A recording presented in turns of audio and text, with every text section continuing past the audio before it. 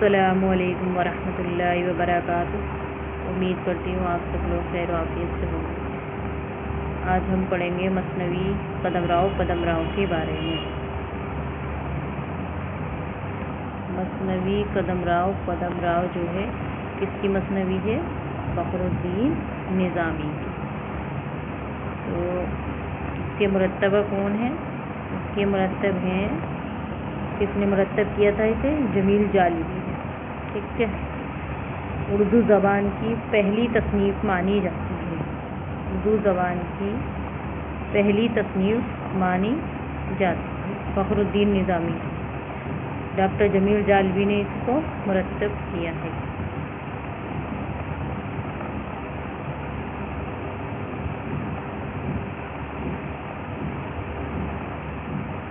और इसके आगे जो है पढ़ लेते हैं थोड़ा सा तारुफ। उर्दू ज़बान की पहली तसनीफ़ है कदमराव। इसका पहला एडिशन 1973 में कहाँ से शाये हुआ था? कराची। और अब इसका नया एडिशन कहाँ से शाये हुआ? ध्यान रखना, इसका पहला एडिशन कराची से शाये हुआ 1973 में, और नया एडिशन दिल्ली से शाये हो रहा है। इस मसनवी की शाखत न सिर्फ उर्दू ज़बान की तारीख़ और अदबी रिवायत 9वीं सदी हिजरी तक जा पहुँची है, बल्कि ज़बान के इर्तिका की गुमशुदा कड़ियाँ भी मिल जाती हैं और अहले इल्म माहिर लिसानियात के सामने फ़िक्र व तहक़ीक़ के नए रास्ते खुल जाते हैं। इस नए एडिशन पर मैंने सिर्फ मक़दूर भर मेहनत की अपने तैयार करदा मतन का मखतूते से मुकाबला करके जहाँ जहाँ मुझे सकम नज़र आया दूर कर दिया है। ये सतून लिखते हैं कि मुझे मौलवी उमर याफ़ई हैदराबादी यावर और मसनवी कदमराव का मखतूता, जो दुनिया भर में इस किताब का वाहिद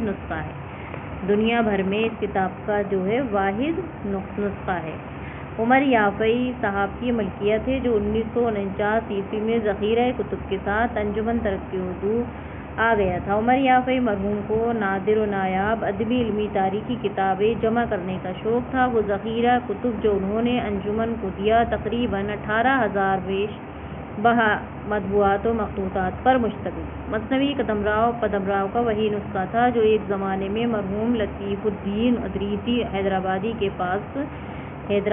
पास था, जिसका मुताला करके मौलवी नसीरुद्दीन हाशमी मरहूम ने अक्टूबर 1932 ईस्वी को मारिफ आज़मगढ़ में एक तारुफ़ी मज़मून बहमनी अहद का एक दखनी शाये कलमबंद किया था। जिस अंदाज से किताब शाये हो रही है, मखतूते का अक्स दाएं तरफ है और मेरा तैयार करदा है बाएं तरफ। मेरा तैयार करदा जो है मतन बाएं तरफ है। नादिर व नायाब मखतूता सबकी मिल्कियत बन जाता है। 3 के मतन के साथ मखतूते का अक्स शाये करने की रिवायत यकीनन मुस्तहसिन है। ये किताब मेरी इजाज़त से मोहम्मद मुज्तबा खान साहब अपनी इशाअत इदारा एजुकेशनल बुक हाउस से शाये हुई।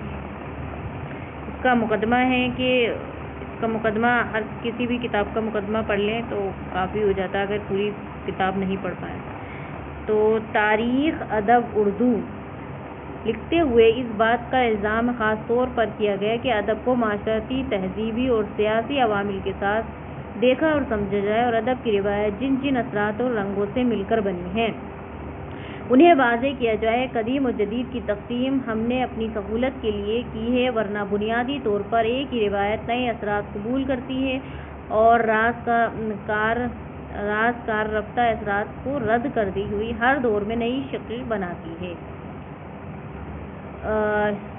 इसमें जो है अदब की रिवायत माशरत तहज़ीब से अलग रहकर परवान नहीं चढ़ती, बल्कि ज़माने की रूह को अपने अंदर समेटती, अपने ख़द्दोख़ाल बनाती है। इसलिए किसी दौर की तहज़ीब की हकीकी रूह में अदब में जलवागर होगी। किसी ज़बान की रिवायत भी एक दरिए की तरह है जो सदियों से हो रहा है। इसमें माजी भी मौजूद है और हाल मुस्तक़बिल भी। किसी ज़बान की रवायत एक दरिए की तरह है।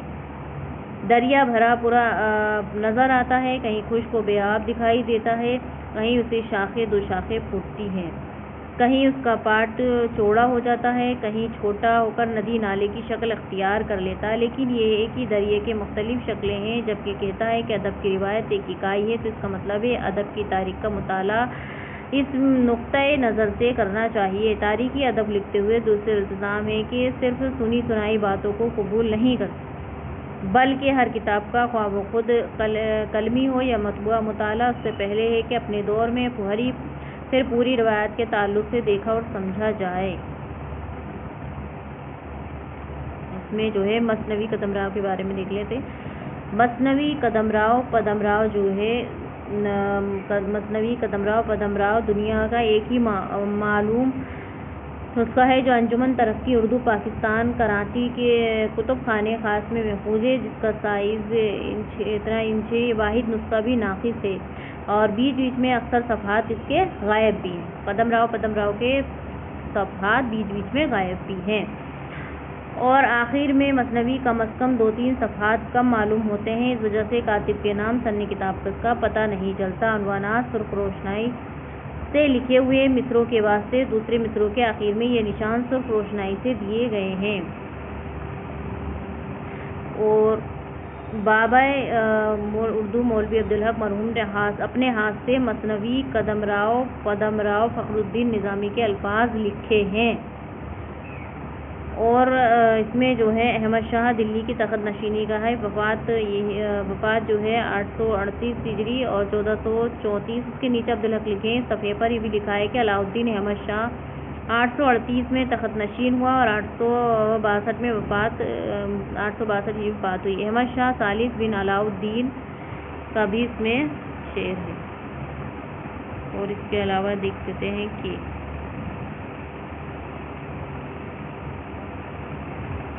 اب یہ مثنوی قدمرو پدمرو جو ہے، یہ قدمرو پدمرو کی پہلی معلوم تصنیف اور تقریباً 650 سال پہلے لکھی گئی۔ اس اہتمام کے ساتھ شائع ہو رہی ہے کہ سیدھے ہاتھ کی طرف مخطوطے کے ہر صفحے کا عکس چھایا گیا ہے اور اس کے سامنے بائیں نسخے پر میرا تیار کردہ متن شائع کیا گیا ہے۔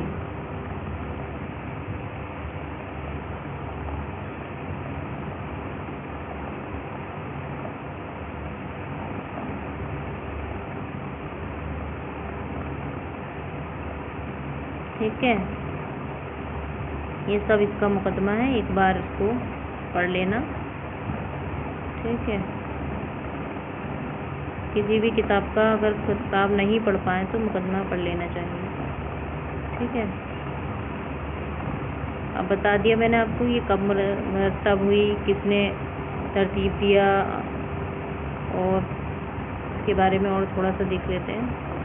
مخطوطے کے مطالعے سے بات سامنے آئی کہ مثنوی قدمرو پدمرو کے مصنف، یہی پتہ چل گیا آپ کو، اس کے مصنف کون ہے؟ فخر الدین و تخلص نظامی۔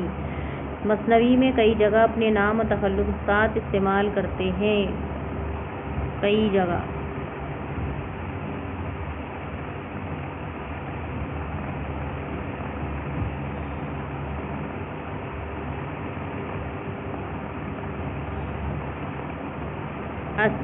اشعار کی تعداد، مثنوی اشعار کی تعداد جو ہے، اس میں مثنوی میں اشعار کی تعداد جو ہے 1032 ہے اور 133واں، یہ دھیان رکھنا ہے، اس کا 1032 میں اشعار ہے اور 33واں اشعار نامکمل ہے۔ اس کے بعد کے اشعار ضائع ہو گئے تھے، یہ بھی دھیان رکھنا۔ تھوڑا سا پڑھتے ہیں۔ مثنوی قدمرو پدمرو جو ہے فارسی مثنوی کے مقررہ حیت ہے اور فعولن فعل کے وزن میں، یہ دھیان رکھنا ایگزام میں پوچھا جا سکتا ہے، فعولن فعول کے وزن پہ لکھی گئی ہے۔ آخری رکن کہیں گے اسے، فعول ہو گیا، آخر میں فعول ہو گیا۔ تبدیلی قانون اوزان بہور کے مطابق ہے۔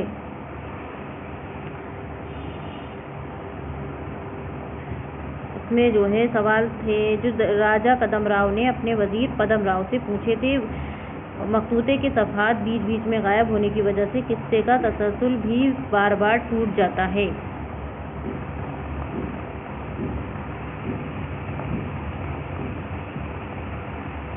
تو پڑھ لینا خلاصے کو، ٹھیک ہے؟